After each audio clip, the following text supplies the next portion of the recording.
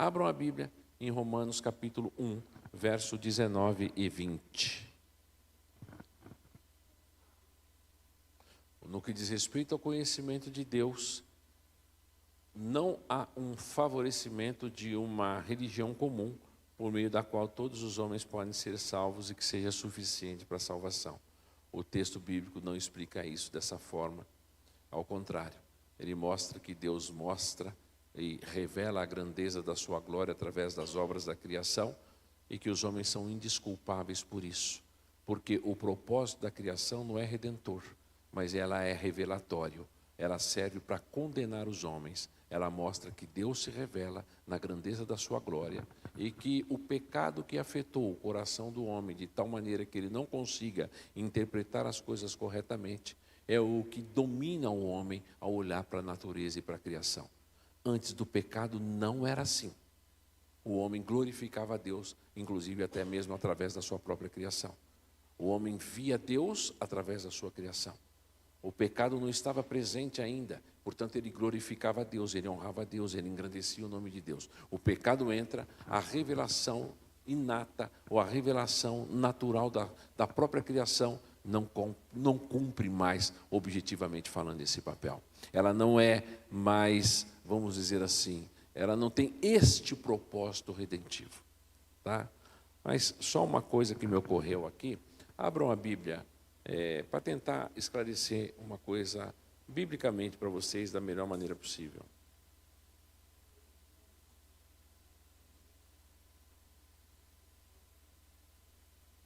Efésios capítulo 5.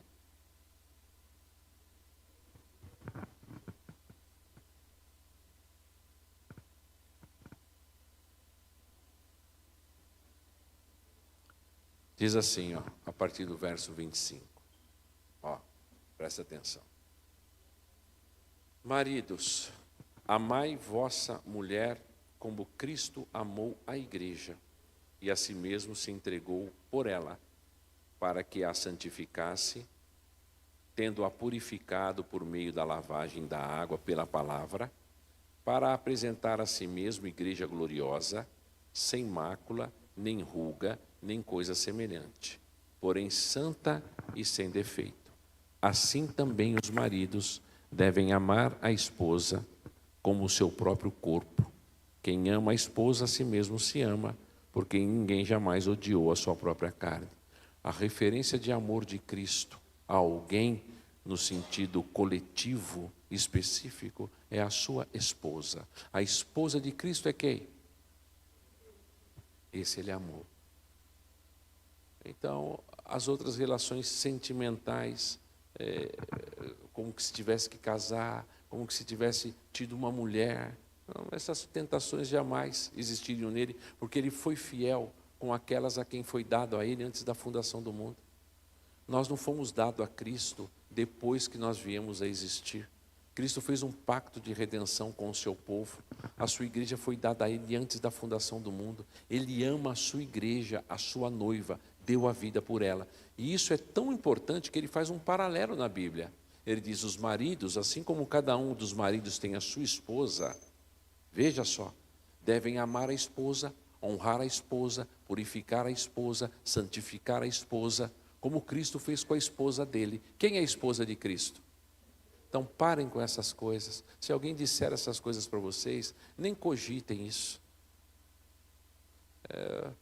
É desonroso entender que Cristo teria um pacto igual ele tem com somente a mulher dele, sendo que Cristo tem um pacto com a sua igreja.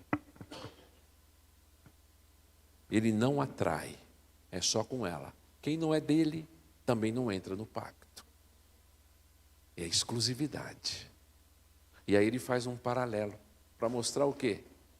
Que ele tem uma esposa, que ele tem uma noiva. Ele foi tentado por ela. Não tentado por ela, ele foi tentado por causa dela, para que ele abandonasse o seu propósito. Assim como homens, muitas vezes, e mulheres, são tentados a abandonar o seu propósito de fidelidade, de integridade, de hombridade, de honra ao seu casamento. Cristo também foi tentado a abandonar o seu objetivo. a abandonar a sua causa de dar a vida pela sua esposa.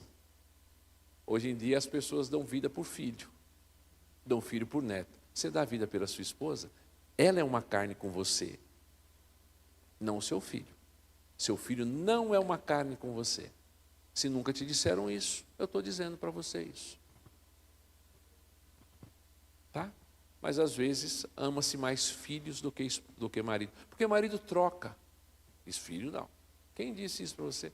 Se Cristo, quando o seu traísse, te trocasse, você estava lascado. Então, não tem. Cristo foi tentado por causa de alguma mulher. Ele foi tentado não por uma mulher, mas por causa de uma mulher, ou de uma esposa, de uma noiva, usando este nome como a Escritura chama. Sim, foi tentado abandonar o seu propósito de redimir a sua esposa, que é a sua igreja, é a sua noiva. E ele faz uma analogia aqui no texto dizendo, assim como Cristo deu a vida pela sua igreja, os maridos pela sua. Está escrito aqui. Então eu acho que é um argumento suficiente para nós entendermos que é muito além do que simplesmente um sentimento carnal, não é? Mas é de uma relação profundamente, é um pacto, é uma aliança unilateral. No pacto do marido com a esposa, existe uma bilateralidade de pacto, não existe? Você casou com a sua mulher, o pacto é bilateral, não é unilateral. Existem promessas que a sua esposa faz a você e promessas que você faz a ela, correto? Que promessa você fez para Jesus? Fala para mim, hein? Que eu quero saber, que eu estou curioso para saber. Qual promessa que você fez para ele? Agora, ele te prometeu. Ele prometeu justificar você, te adotar. O pacto de Cristo com a sua igreja é unilateral. O seu não. O seu é bilateral. Mas não existe uma bilateralidade do pacto? Existe. De Cristo existe. A bilateralidade do pacto é com o Pai. Onde o Pai promete e Cristo diz, eu cumpro aquilo que você exige. Pronto. Exatamente para que você, igreja, não fizesse isso. Você não tem competência. Só para isso. Se você imaginou, hipoteticamente, num momento da sua vida, que você fosse merecedor de alguma coisa, hoje a sua casinha se desmorona. Não é. É graça. Pela graça sois salvos mediante a fé. E isto não vem de vós. É dom de Deus.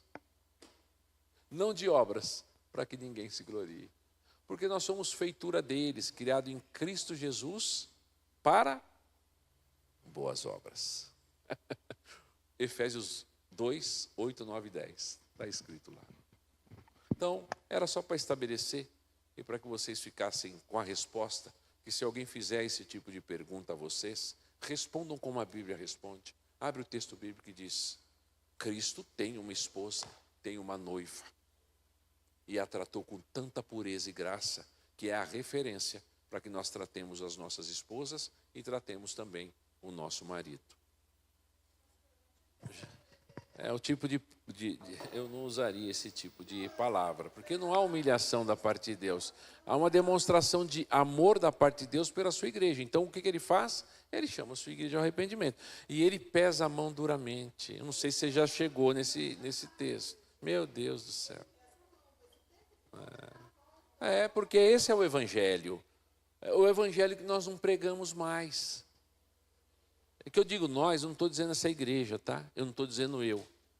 Eu estou dizendo nós, é a igreja evangélica. Porque Jesus fala duramente ao povo de Israel. Deus mandou o povo de Israel 70 anos. Meu Deus do céu, foi trágico o que Deus fez com o seu povo. Agora, é a mensagem da graça. A mensagem da graça é o quê? Arrependei-vos e convertei-vos. Esse é o evangelho. Não há uma humilhação por parte de Deus. Há uma demonstração de graça, de amor pactual, de aliança. É isso que Deus faz. Lembra no Novo Testamento é a mesma coisa. Só que o Evangelho ele é visto de forma mais clara. O Jesus Cristo chama o povo ao arrependimento e fé. João Batista pregou arrependimento e fé. Paulo pregou arrependimento e fé. Pedro, lembra dos 2 discursos de Pedro em Atos? Ele pregou arrependimento e fé. Por quê? Porque ele disse, olha, o que a gente faz agora, depois, diante dessa mensagem que vocês falaram? Mensagem top, vocês mataram Jesus. Vocês crucificaram. Não é David Leonardo. Não é David Leonardo. Não é David Leonardo. Não é Bruno Leonardo.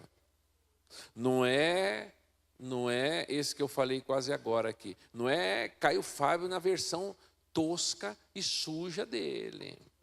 Não é Ed Renekiewicz. Não é. É o apóstolo. Prega o evangelho. Vocês mataram. Vocês crucificaram o santo. Vocês o ofenderam. Vocês desonraram. A ira de Deus está sobre vocês. O que a gente faz? Se arrependam. E os vossos pecados serão perdoados e lavados. É essa mensagem que precisa ser revitalizada.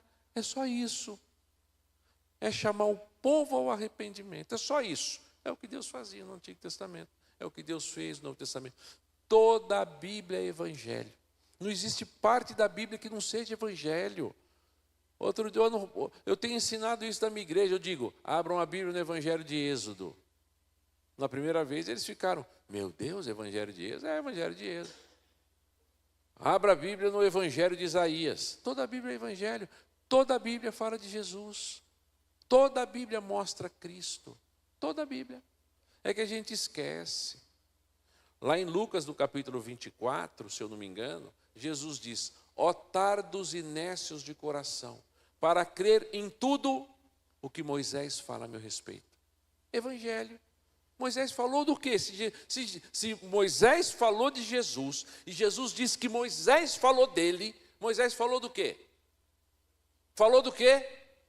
Do Evangelho. Aí ele diz, ó tardos e nécios de coração, para creres em tudo que Moisés falou a meu respeito, em tudo que os profetas falaram a meu respeito. Porque se os profetas falaram dele, os profetas são o quê? O que os profetas são? Evangelho. E tudo que os salmos falaram a meu respeito. Se os salmos falaram a respeito dele, os salmos são o quê?